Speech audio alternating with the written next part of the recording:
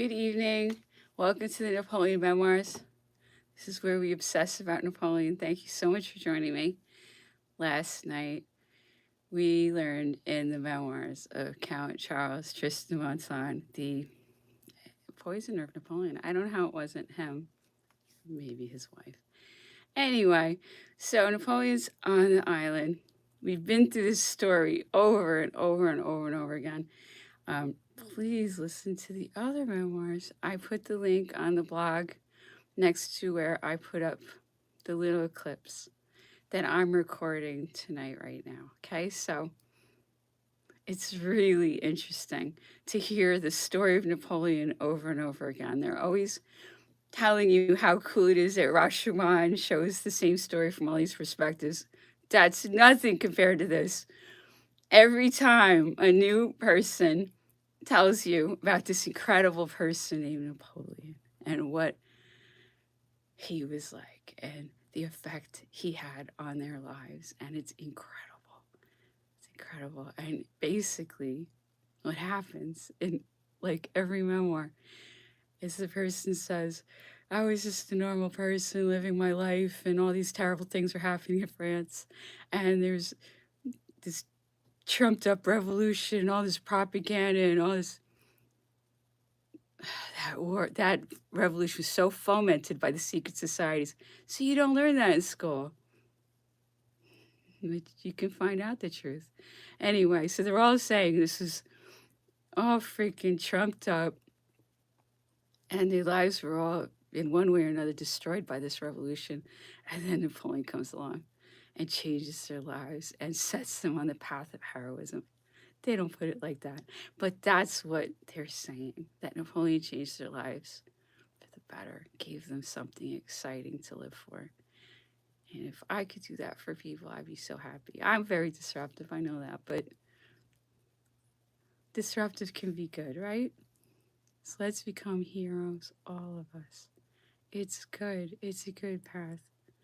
We're all going to die. So let's have a good life. Let's have a heroic life, you know? I mean, in the media, it's like, you're supposed to be so scared of dying. You're going to die. So let's have a good life. Let's do it up. Let's have fun. Why not? Okay? So back to the memoirs. Napoleon has made it to this miserable and healthy island of St. Helena in the South Atlantic. And they put him up in this little house where people could see in his windows, and he didn't like it. So he found this beautiful spot where this very nice English family, the Balcombes, lived, and they were, I think, suppliers for the East India Company.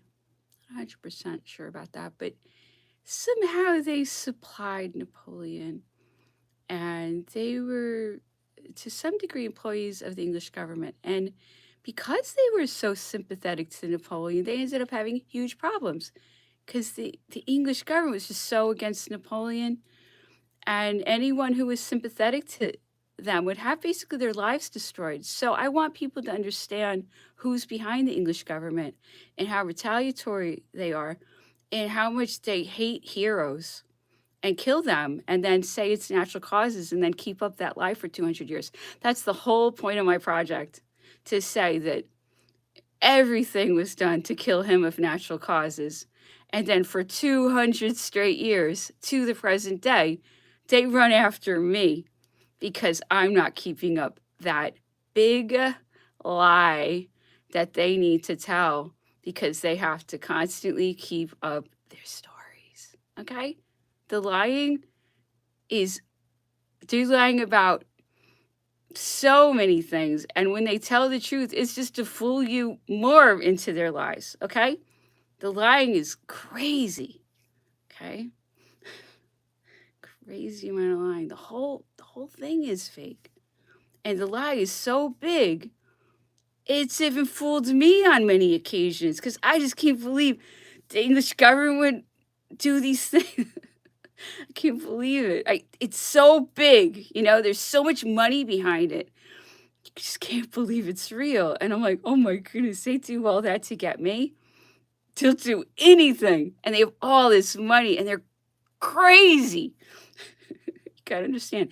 So if you tell the story about how crazy they are, then I look crazy. You know, I've been called crazy my whole life. I am a little different, but I don't think I'm crazy. I really don't. I am different, but do I seem crazy? I don't think I'm crazy, but I certainly am different. Anyway, but hopefully in a good way, right? Different can be good, particularly during these times.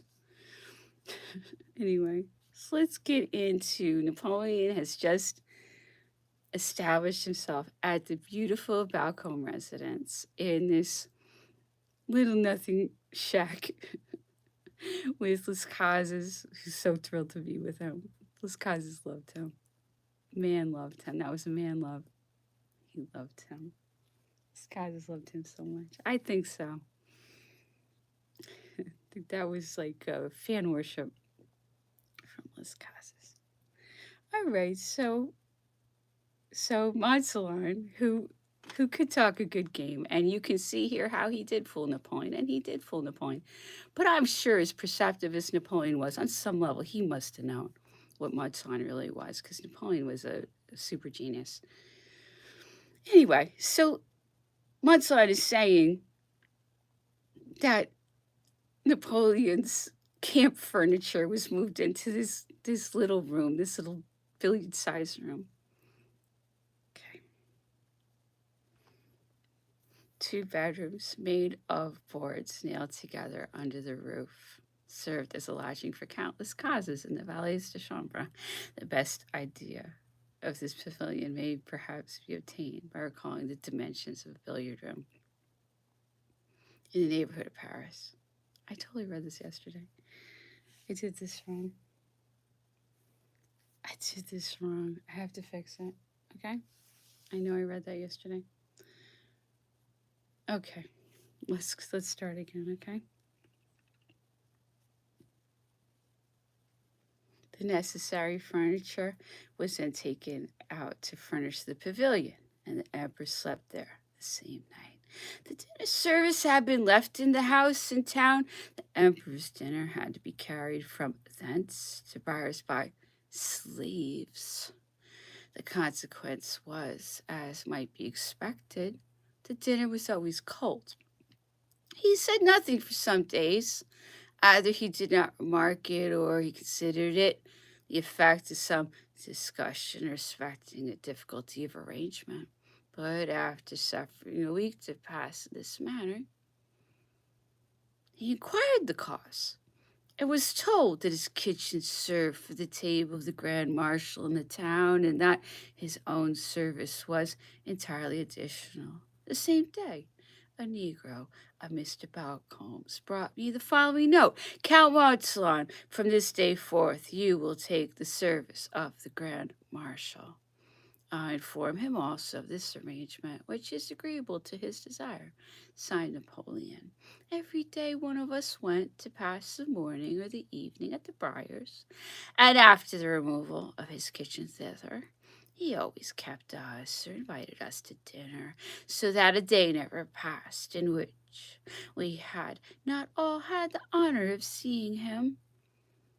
The emperor passed his time at Briars, just as on board the Northumberland. He remained in his room till 4 or 5 o'clock, and sought to forget the hours in the recollections of his campaigns in Italy and Egypt. Monsieur de las Casas, who acted as his secretary, wrote from his dictation alternately with General Gorgo and myself, sometimes also the Grand Marshal, but the latter rarely, because this sort of labor was disagreeable to him, and because he got rid of it as soon as an opportunity offered. I believe, in fact, that he at last begged the emperor to dispense with his services in that capacity, acknowledging that after the high office he had formerly had the honor to discharge, his self-love would not suffer him to perform the duties of a secretary. I heard afterwards, however, that he had very much regretted his conduct on that occasion. This is interesting. It's so interesting to see Matan's perspective because on one hand, he's acting like he's Napoleon's best friend. Acting. And on one hand, he's got this rivalry, Bertrand. Bertrand had a complicated relationship with Napoleon. He was Napoleon's Grand Marshal. What is a Grand Marshal? You have to go through the Grand Marshal to get to Napoleon. He's kind of the gatekeeper to Napoleon. And I don't know if he really wants to go to St. Helena, and his wife most certainly does not. And he feels he owes it to Napoleon, but he doesn't really want to be there. But he is a noble man, and he is honorable.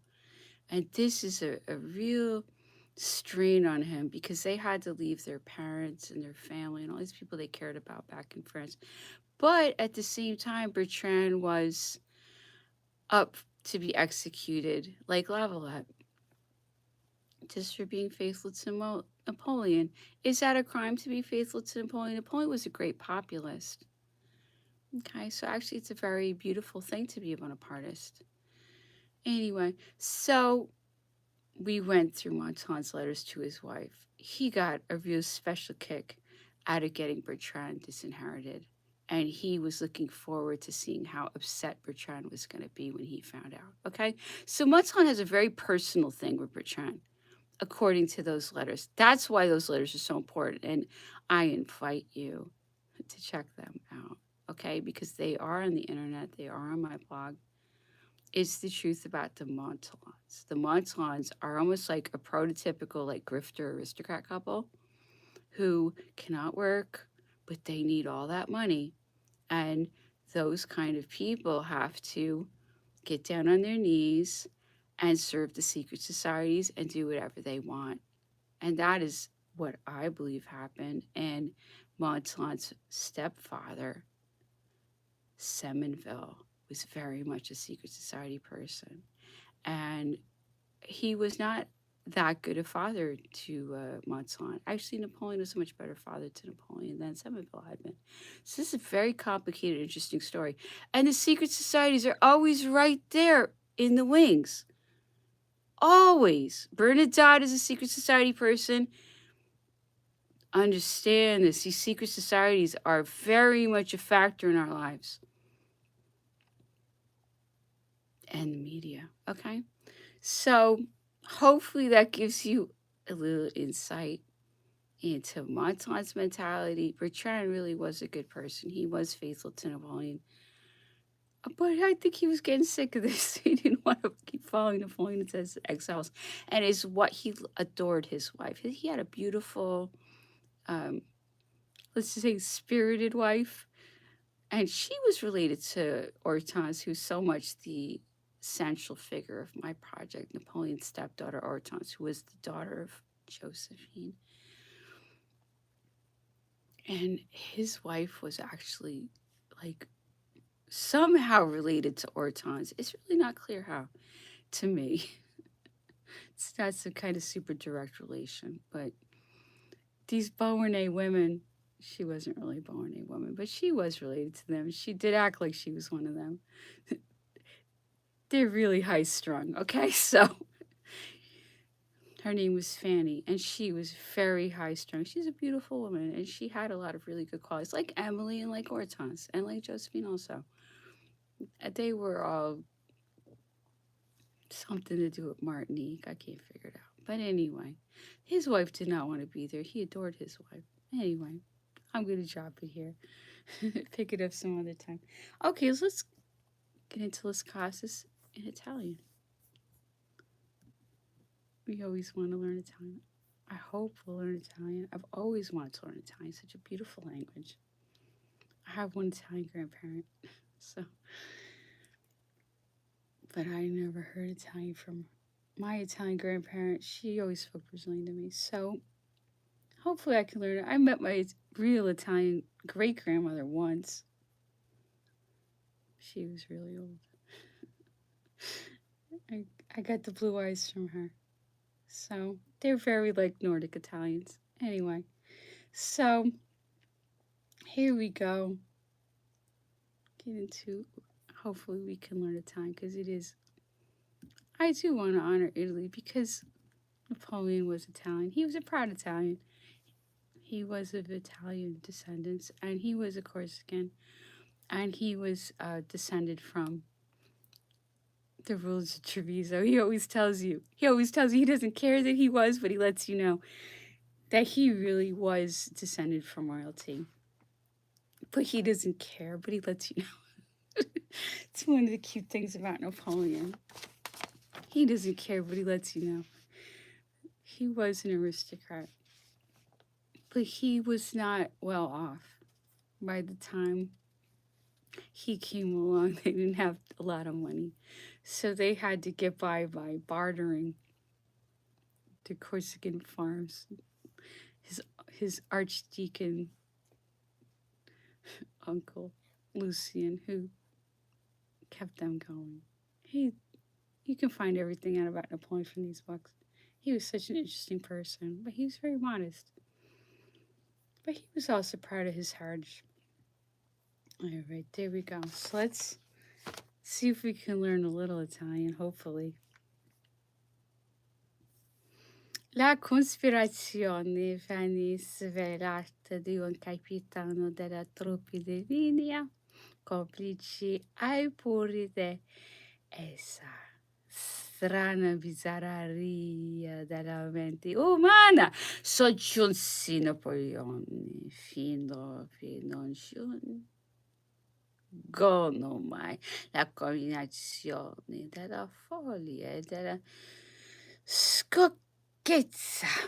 Questo ufficiali avviavi in orrori come primo consoli e adoravamo come generali.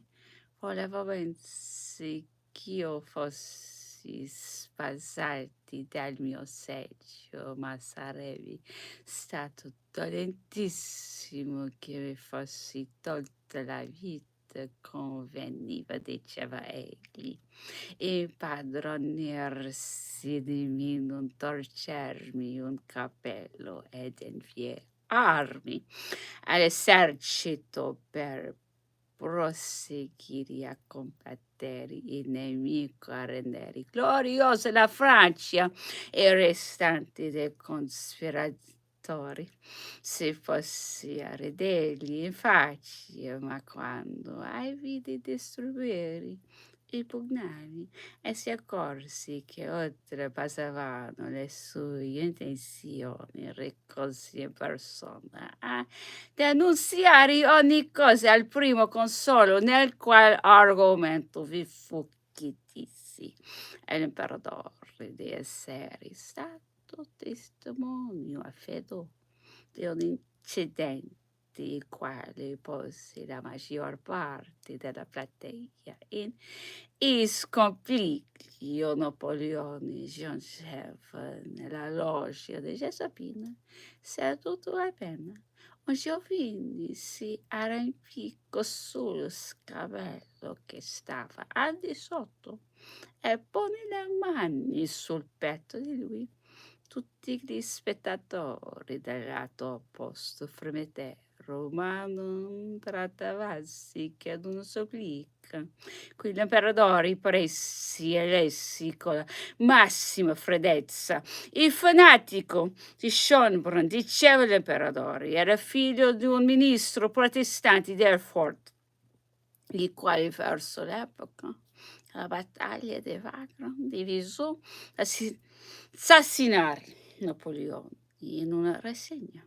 Si era venuto a capo di varcare il cerchio di soldati che teneva lontano la moltitudine dalla persona dell'imperatore. Si era stato 2 o 3 volte con violenza respinto, allorché il generale Rapp, volendo allontanarlo di bel nuovo con la mano, sentì qualche cosa di resistente sotteso l'abito di lui. Era un coltello lungo, 1 piede e mezzo e punte a dopo taglio. Ebbi a fremere solo in vederlo. Diceva l'imperatore, e vi risovengo che sarà ravolto in una semplice casetta. Napoleone fece condurre l'assassino nel suo gabinetto e chiamato Corvisor gli ordinò toccargli il polso mentre lo interrogava. L'assassino rimase continuamente imperterrito, confermando con ferma voce l'attentato su e citando sovente la Bibbia. Che intendevate voi fare? Che gli chiesi l'imperatore. Uccidervi, che vi ho fatto io? Che vi sia il mio giudice qua giù? Volevo por fine alla guerra e perché non vi siete a tal uopo indirizzato all'imperatore Francesco. A lui e da qual fine egli assassino lo diceva assassino e poi morto lui gli succederebbe un altro. Laddove morto voi tutti i francesi scombrerebbero tosto dalla Germania. Cercò indarno l'imperatore di smorvello dal suo tenace proposito. Siete voi pentito? Gli dissi. No, lo fareste di nuovo? Sì, ma se io vi facessi grazia della vita. A queste parole la natura riprese per un istante ai suoi diritti. Il volto, la voce di lui momentaneamente si alterarono. Allora, risposi, crederai che Dio non volesse più, ma a poco istante ripigliò tutta la sua ferocia. Fu tenuto per 24 ore senza mangiare. Il medico lo sottopose a novello esame e subì un secondo interrogatorio, ma tutto fu inutile. Rimasi sempre l'uomo stesso di prima e per dir meglio una vera bestia feroce. Consta che fu forza abbandonarlo al suo destino. So this is the story of when Napoleon had taken over Vienna, one of the 2 times, I believe. He's conducting a review of his troops, and then there's this strange man with something hidden in his jacket and rap. And we did Rap's memoirs, and Rap was super interesting. He was a fighter to the bone. Anyway, so Rap's like, what do you want with him? He was very protective of Napoleon. He did love Napoleon. And this guy wants to kill Napoleon. So they start to talk to him. Why do you want to kill Napoleon? He says Napoleon's causing all the wars.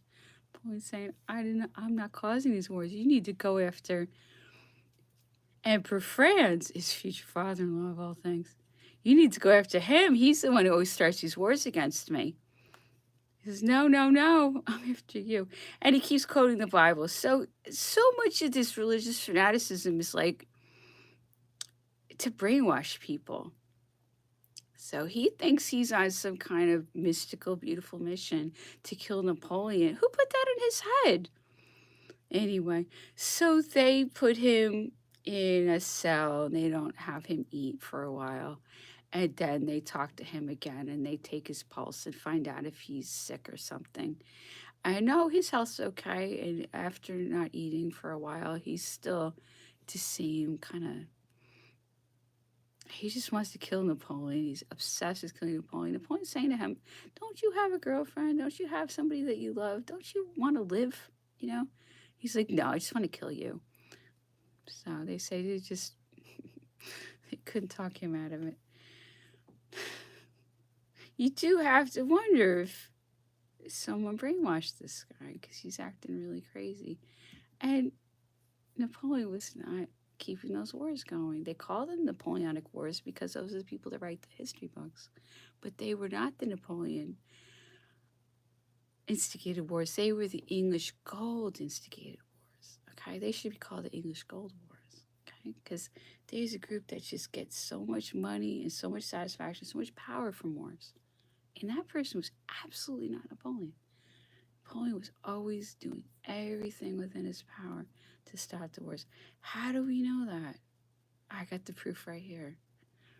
He married the daughter of Emperor Franz, the guy who kept starting wars against him, because he thought if he married this guy's daughter, that this guy would stop starting wars with him. Okay? And his daughter was regarded as a very ugly, stupid person. That's the truth. He still married her, not knowing anything about her. He still married this guy's daughter, hearing that she was a very unattractive, unappealing person. That's how much he wanted peace. And then when he married this person, he was so good to her. But she wasn't his cup of tea by any stretch of the imagination. And he was so good to her because he was so desperate for peace. And he thought if he had a child with her, that her father would stop attacking him, and that her father would feel that he had an interest in Napoleon's success. And really what was happening is he handed his daughter over to buy time so he could get his freaking army straight so he could attack him again. That's what happened. Listen to all the memoirs. So this was a very evil, dirty game he played, and he handed his daughter over for that. Okay? So that's how dirty these people play. They will sacrifice their own child, and then, oh, whoops, the son's dead in 20 years. Okay, so there's nothing they won't do to win. These are not the people who should be running everything, okay? They are ruthless, okay? And then they accuse people like me and Napoleon of being the problem. It's because they run the media. It's because they own the banks. It's because they run what we learn in school. It's because they buy the politicians who put on a big show for us. We have no sovereignty in the United States. The elections are not real. We are a puppet country. It's unfortunate, and it needs to change. Okay, so we're going to get into Lavalette on the run. All these aristocrats popping up, helping him, because they actually do have a heart. And they know that the new regime is inhuman. And that killing someone like Love, they basically convicted him as a conspirator of all things. See, the conspirators pin that on him. And I want people to understand that the conspirators accuse the good guys of being conspirators. The terrorists accuse the good guys of being terrorists.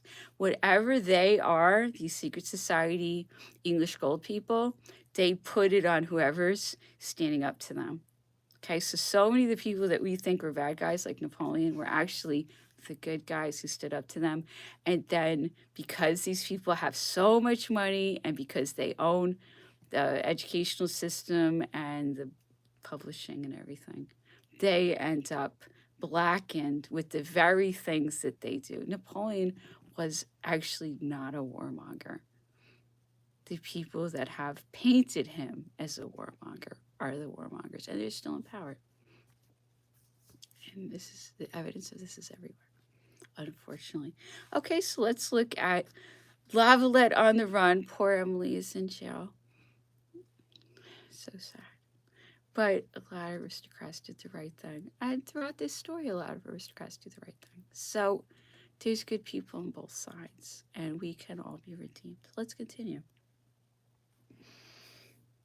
Je me perdais dans ces réflexions quand la porte s'ouvrit lentement. Je me trouvais dans les bras de M. Fatou. Après le premier transport d'une émotion bien douce. Le premier. J'ai commencé à lui adresser des questions qui me tourmentaient. Quand il m'interrompit, je veux comprendre mais retenez votre imagination. Voici la vérité.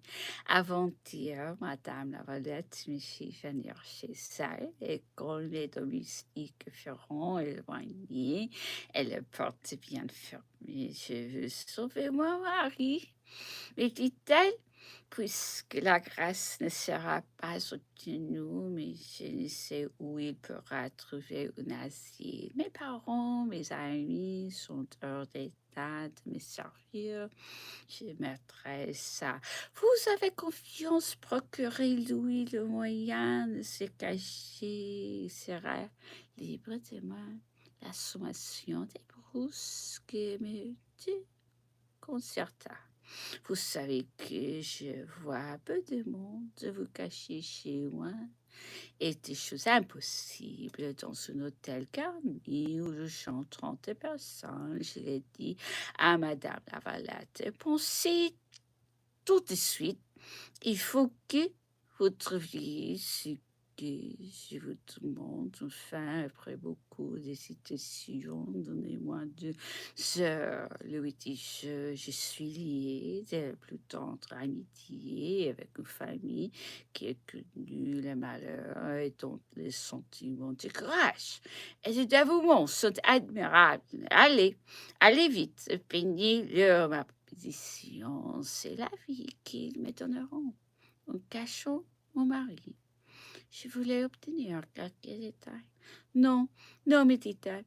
Je vous dirai tout aurait dû, mais avant curé chez vos amis. Je l'ai quitté donc que j'y fais ici. Attendez point d'impatience. Vous êtes mes surpressions caissier des affaires étrangères. Laissez-moi continuer, Madame Bresson, depuis la prescription de son mari a fait vœu dans l'effusion de sa reconnaissance pour ceux qui l'ont caché de sauver un malheureux condamné pour délit politique. C'est la providence, la favorisait assez peu que l'un d'eux s'adressât à elle.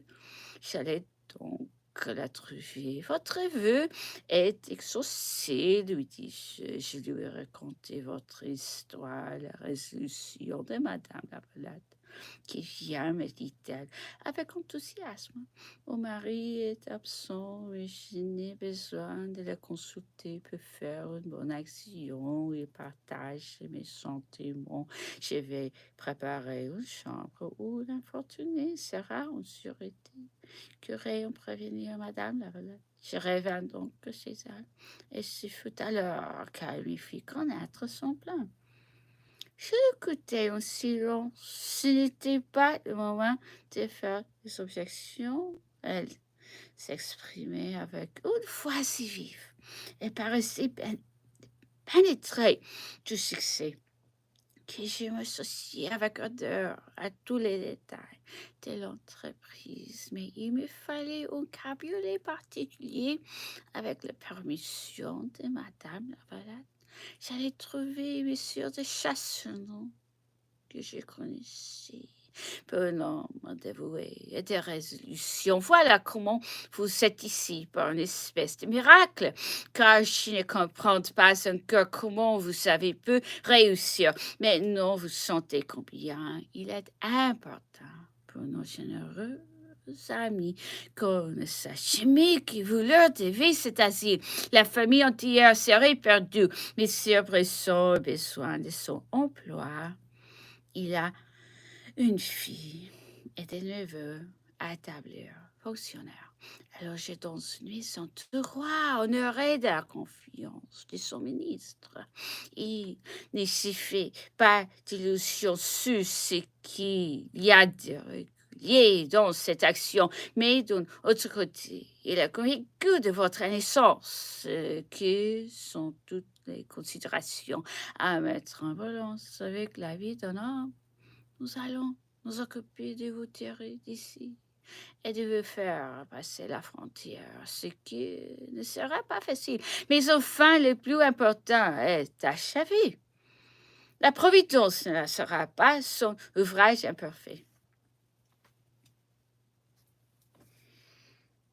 So, Levelette is speaking to a Monsieur Brisson. He's explaining why he's helping Lavalette and how my his wife had said to him that she can't live without him and he's innocent and they have to help him. And he's being hidden in the Ministry of Foreign Affairs, where they'll never expect him.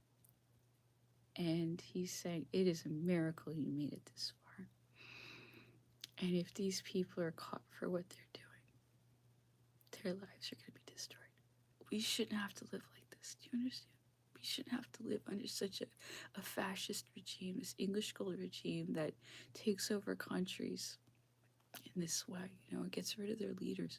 I've been showing this over and over and over again, how they destroy the opposition leaders and they put them in jail, and then they install their puppets, and their puppets are basically fascist terrorists. And the people are terrified into submission, or they're brainwashed through the media into putting up with it, and they're distracted by celebrities and all this stuff. And this all needs to end. It needs to end. And we have to stop being so clueless and terrified, and we need to defend ourselves, okay? So this aristocrat is saying, like, we had to help you, Lavalette, because you're just a victim of politics. And this is the English gold puppet occupation system that's been in place for at least 200 years. I think even longer. And certainly in the United States, we live under this. The politicians are not real. It's all a show. We don't have sovereignty. We don't have democracy. It's all a lie. We're being tricked about everything. And this aristocratic man is saying it's a miracle that you made it this far, and hopefully God will see you through and get you out of the country. So that's what I just read in French. Okay, so we're going to go to the poisoning of Napoleon, which shows you, I'm trying to show you the patterns of behavior and how English gold operates, that they kill people of natural causes, and they tell everyone it's natural causes, but they let you know that it's really not natural causes. It's really like, on one hand, they're saying like, oh, you can never catch us because we're going to say it's natural causes. Ha, ha, ha, ha, ha. We can kill anybody we want and call it natural causes, but then they're letting you know, don't mess with us because we can kill anyone we want and get away with it. And that's really what's going on here with Napoleon. He was the greatest person who rose up from the people, and he was just such a genius. He was so inspired. He was so guided. You know, he was almost a prophet. He really, I wish he had been more of a prophet because he would have done better. But to a degree, he really was. So they just want to terrify people. Never try to stand up against them because you're going to die of natural causes and they're going to get away with it. This is how they oppress us and enslave us and treat us like livestock. And we're not livestock. We're people every bit as much as they are, maybe even more, because we have hearts, we care about each other. So I'm always wondering, like, why don't they think they're of us? Why don't they see that our interests are their interests? Why are they so oppositional to us? Because when someone else is doing well, I'm so happy to see that. Why aren't they happy to see us doing well? Why do they want us dead? Are they from here? And then you find out the rituals they do, and you see the kind of deals they make, and it's with, I believe, dark spirits. So there's a spiritual component to this. And everything I'm saying, they have done everything to chase me down to not say it. And I have so many lawsuits. I have so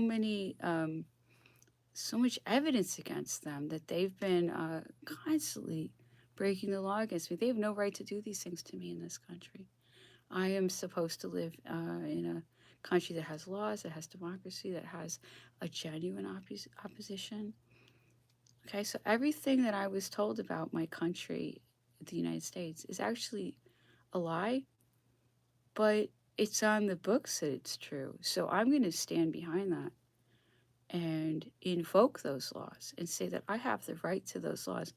And if the government itself is transgressing those laws, people need to understand that. What if the government is transgressing the laws of the nation? See, then that's basically what good are those laws? But we all need to stand up for these laws because these laws are good and they do benefit us and they are on the books, okay? And people can get locked up about them if we make sure that happens, because those laws are on the books and we were told that they were our laws. And let's make sure they are our laws because they're actually very fair. The Constitution is very fair. The media cannot all get together as a group and lie to us. That's very much illegal. And if they want to pretend and make up stories that are incredibly destructive to us, that's treason. Okay, so anyone who's committing treason, you're not that nice. And that is the truth. Okay, we'll see how it goes. Anything can happen right now. We are in very revolutionary times, and I think a lot of people understand that. Okay, so let's continue about the poisoning. And the point was, we have every evidence. Even this came from scientists in England, of all places. Dr. Hamilton determined that there was a ton of arsenic at various stages of Napoleon's life in St. Helena. He was poisoned. This can be proven. The poison's in his hair. Okay? Let's continue in Spanish about the poisoning of Napoleon. Capítulo primero. Napoleón afirma que ha sido asesinado. En el momento de comparecer ante el juez supremo, Napoleón firmaba su último testamento. Era el 15 de abril de 1821. El párrafo quinto está concebido de esta manera. Muero prematuramente asesinado por la oligarquía inglesa y su sicario al pueblo inglés no tardará en vengarme. Napoleón moribundo, declarando ante la opinión mundial y ante el tribunal de la historia, se queja pues de haber sido asesinado por los dirigentes de la nación inglesa. Esta queja no es tenida en cuenta. La razón principal parece ser que 5 médicos ingleses comprobaron por unanimidad que Napoleón había fallecido de muerte natural de un cáncer en el estómago. De esta manera, el asunto quedó zanjado en el plano administrativo y judicial. Inmediatamente después de la muerte de Napoleón, se esparció el rumor de que el emperador no había muerto de muerte natural, pero como el certificado de la autopsia llegaba a la conclusión de que el deceso se debía de un cáncer, cesaron los rumores. En la actualidad, cuando se examina con atención el testimonio de los médicos ingleses, así como sus conclusiones, uno no se siente inclinado a concederles crédito.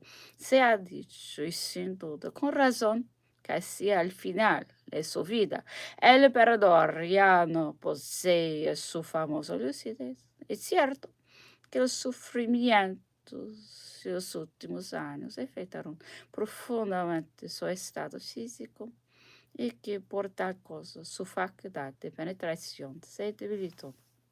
Sin embargo, si se estudia el testamento de Napoleón con sus codicilios y las estipulaciones que le fueron añadidas si se considera que sus documentos fueron escritos 3 semanas antes de la muerte del emperador. Hay que reconocer que lo que le quedaba la fuerza interior de lucidez estaba muy por encima de lo que suele hallarse en los individuos corrientes. Fui a Santa Elena, donde Napoleón predijo que los Borbones les quedaban pocos años de reinado.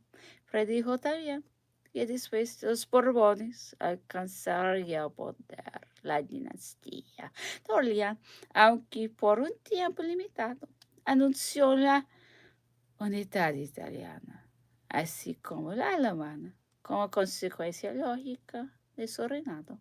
Profetizó una expansión extraordinaria a los Estados Unidos de América del Norte. En aquella época, una modesta república de 10 millones de habitantes. Y añadió que el dominio del mundo sería finalmente disputado por Rusia y los Estados Unidos.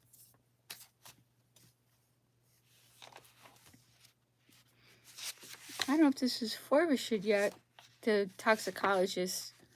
This guy loves Napoleon. He's saying Napoleon says in his will he's being killed by the English oligarchy. That's who he viewed as his enemy. He didn't say barely anything about the royal family. He didn't even consider them that much of a factor. It's this oligarchy, okay? And I think it's Forbushid at this point speaking, but he's saying Napoleon was very prophetic. He knew the Bourbons wouldn't reign that long, and that the Orleans family would come in, and that the United States was going to become very important, and that it was going to be some kind of battle between the United States and Russia. So much of this is about Russia. And Russia really wants to take over Europe, and then there's these people behind Russia who are very similar to the people behind English gold. The more you look into it, you find out that they're actually the same people. It's very interesting. You find the bad guys are all the same guys the more you look into it. Russia, Russia, Russia. It is Russia. A lot of the people after me are Russian. They're Russian. They come from Russia. So it's a very complicated story. It's like Russia and England. And they're everywhere. You know, they're mixing in among us, the enemy within. But certainly a lot of them are quite Russian. Anyway, maybe one day we'll figure it all out or keep working it out. But a lot of why Napoleon invaded Russia was because he was trying to keep them out. And he failed. And look at the world now. And he thought it was in Europe's best interest to keep them out. And look at Europe now. There you go. So let's have a look at some Fracked German, which is cool. I do like it. This one I can read. The other one's very hard to read. If I can read, it's actually very beautiful. I don't know if you know what it looks like, but it's beautiful. I like that it's different. Anyway, let's get into I've read Las Casas many times, so sometimes I can recognize when I'm reading, but my German is by no means strong. Hopefully, with time, I'm going to get good at German. And hopefully all of us will, because German is an incredible, beautiful language. Also, I think the language of music. I love German. I've always very much wanted to learn. Everybody who knows me knows that I've always wanted to learn German very much. I've always liked Germany. Anyway, so let's continue. Ließ mich der Kaiser zu sich rufen. Fühlte sich sehr schwach, hatte sich 3 Stunden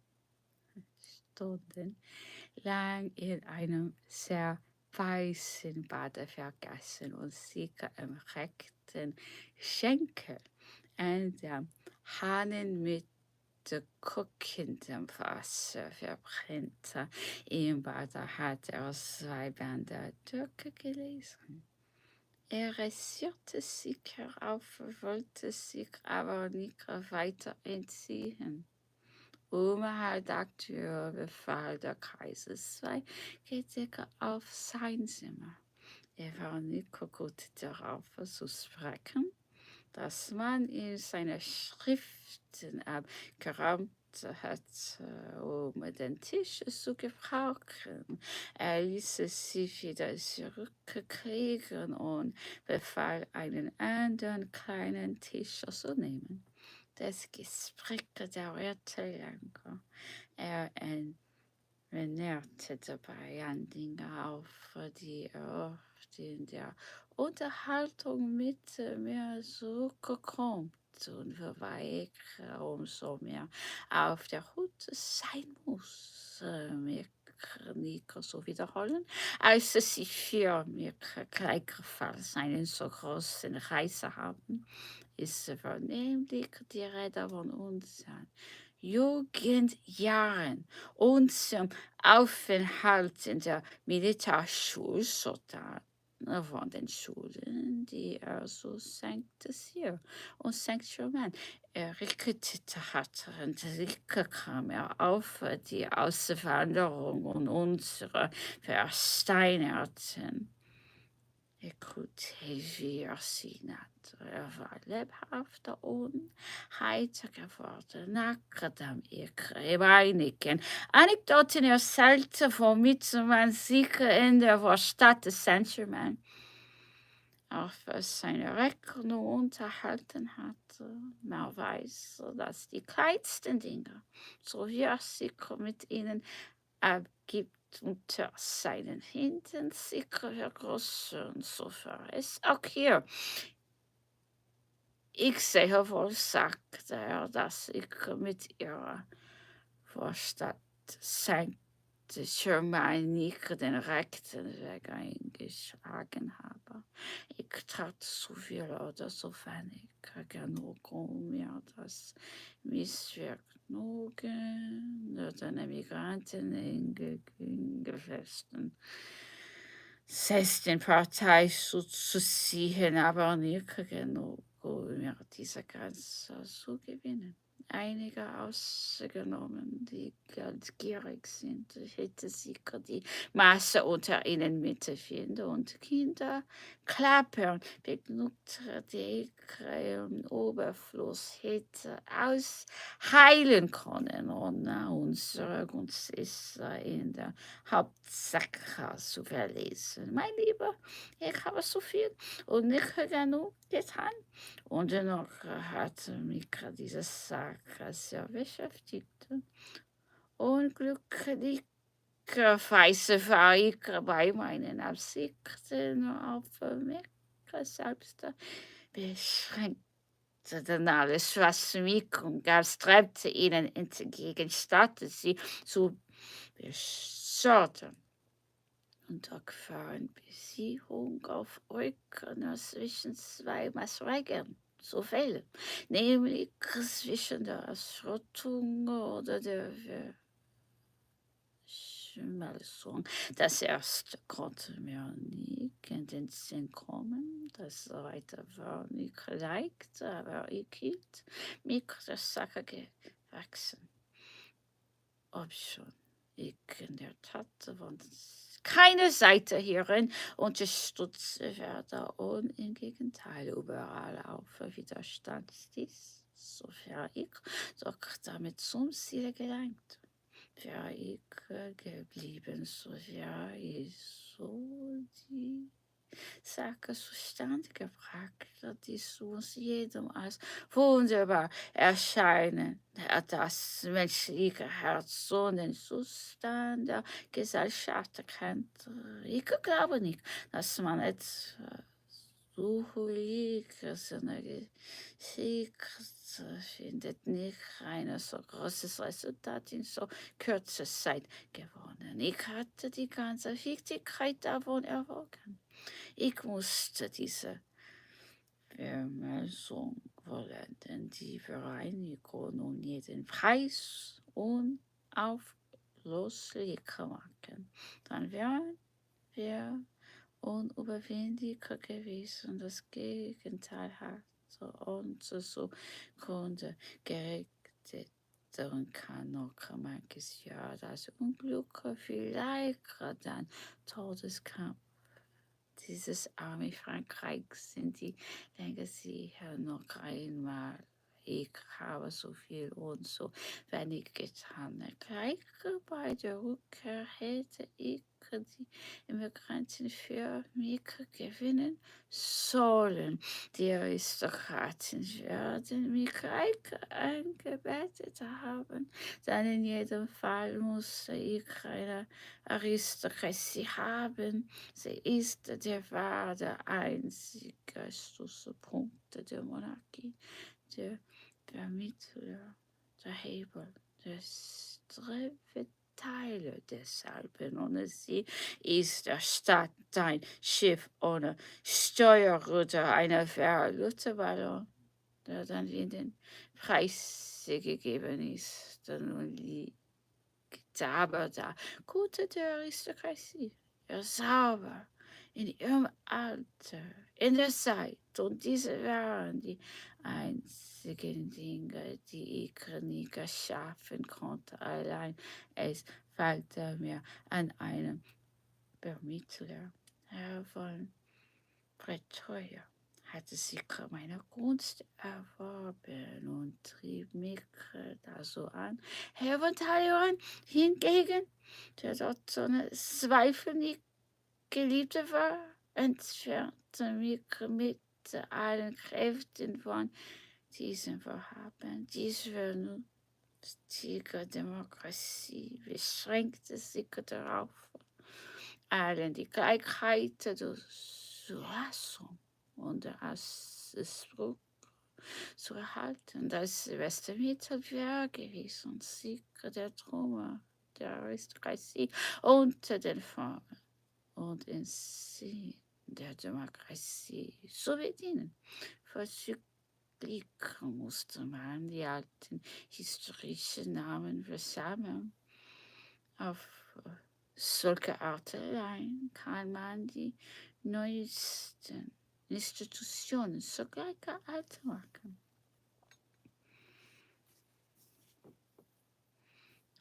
Something about aristocrats. I wish I could tell you. Anyway, thank you so much for listening. I really appreciate it. I hope you have a wonderful evening. Good night.